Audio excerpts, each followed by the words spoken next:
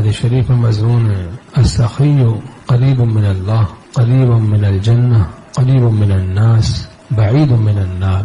سخی اللہ سے بھی قریب ہے، جنت سے بھی قریب ہے، لوگوں سے بھی قریب ہے، جہنم سے دور ہے. والبخیل بعید من اللہ بعید من الجنہ بعید من الناس قریب من النار. اور جو بخیل ہے وہ اللہ سے بھی دور ہے، جنت سے بھی دور ہے، لوگوں سے بھی دور ہے اور جہنم سے قریب ہے. حدیث شریف میں مضمون ہے کہ سخاوت جنت کا درخت ہے اور بخل جہنم کا درخت. جو سخاوت کو اختیار کرتا ہے گویا اس نے جنت کے درخت کی شاخ کو پکڑ لیا، وہ اس کو جنت تک پہنچا دے گی. اور جو بخل کو اختیار کرتا ہے گویا اس نے جہنم کے درخت کی شاخ کو پکڑ لیا، وہ اس کو جہنم میں پہنچا دے گی. بخل جہنم میں پہنچا دے گا. حکیم الامت تھانوی رحمۃ اللہ علیہ فرماتے ہیں دیکھو خدام دین کو چاہیے اس آیت پاک پر نظر رکھیں. وَلِلَّهِ خَزَائِنُ السَّمَاوَاتِ وَالْأَرْضِ، آسمانوں اور زمین کے خزانے اللہ ہی کے ہیں. اِن تَنصُرُوا اللَّهَ يَنصُرْكُمْ وَيُثَبِّتْ أَقْدَامَكُمْ، تم اللہ کے راستے میں خرچ کرو، تم اللہ کی مدد، اللہ کے دین کی مدد کرو، اللہ تمہاری مدد کرے گا اور تمہارے قدموں کو جما دے گا.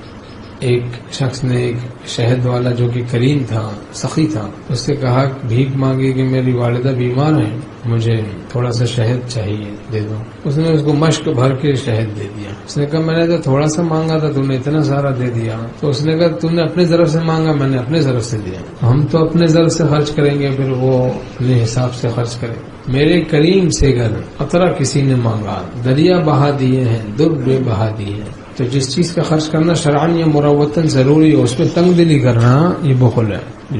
شریعت جہاں خرچ کرنے کو سکھائے وہاں بھی خرچ کرے، مروت کا تقاضا ہو جدھر خرچ کرنا وہاں بھی خرچ کرے، تو پھر برکت ہی برکت ہوگی. ہمارا شعر ہے اس شاہ کی رحمت کا اصل دیکھ لے احمد، اس شاہ کی رحمت کا اصل دیکھ لے احمد.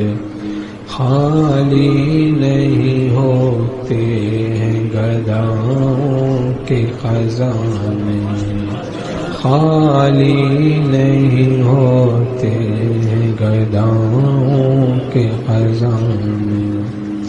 اہل اللہ کی تجوریوں میں، جیبوں میں، درازوں میں، گھروں میں خدا کا دست کرم ہوتا ہے، دست رحمت ہوتا ہے، دست عنایت ہوتا ہے، دست سخاوت ہوتا ہے. اہل اللہ کے دلوں پر خدا کا دست شفقت ہوتا ہے. حدیث شریف میں سب سے بڑا سخی اللہ ہے. پھر آپ صلی اللہ علیہ وسلم نے فرمایا میں ہوں. پھر وہ شخص جو دین سیکھے اور سکھائے.